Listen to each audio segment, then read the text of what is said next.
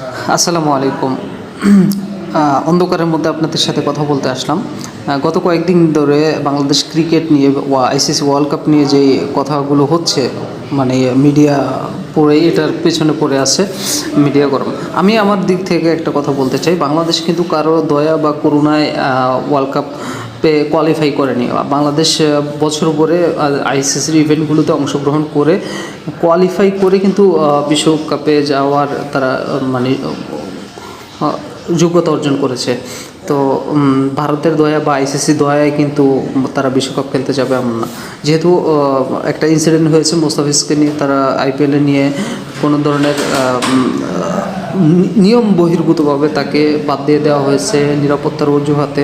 সেক্ষেত্রে বাংলাদেশে স্ট্যান্ড নিয়েছে, যথাযথ স্ট্যান্ড নিয়েছে। তো আইসিসি যদি মনে করে যে আইসিসি, আমরা আগে থেকেই জানি যে আইসিসি খুব মানে ভারত মনা, তো ভারত নিয়ন্ত্রিত যে আইসিসি, সেই আইসিসি যদি বাংলাদেশের এই অভিযোগটা আমলে না নেয় যে নিরাপত্তা ইস্যু রয়েছে, বাংলাদেশের যদি সাম্প্রতিক বাংলাদেশের সম্বন্ধে যেই বিরূপ মন্তব্যগুলো করেছে, যে আন্দোলনগুলো করেছে, ভাঙচুরগুলো করেছে, জ্বালাপোড়াগুলো করেছে, তো এগুলো যদি আইসিসি আমলে নেয়, তাহলে কিন্তু তারা চাইলেই শ্রীলঙ্কায় আমাদের বাংলাদেশের খেলাগুলো ট্রান্সফার করে দিতে পারে।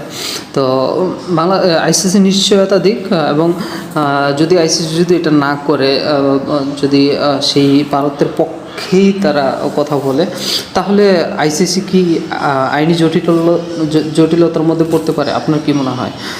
যেহেতু বাংলাদেশ মানে এখানে কারো দয়ায় যায়নি, সে কোয়ালিফাই করে বিশ্বকাপের জন্য যোগ্যতা অর্জন করেছে, এবং কোনো দেশে যদি যেহেতু হাইব্রিড মডেলে খেলাগুলো এখন হচ্ছে, তো চাইলেই তো এটা করা যায়, যেহেতু নিরাপত্তা ইস্যু রয়েছে।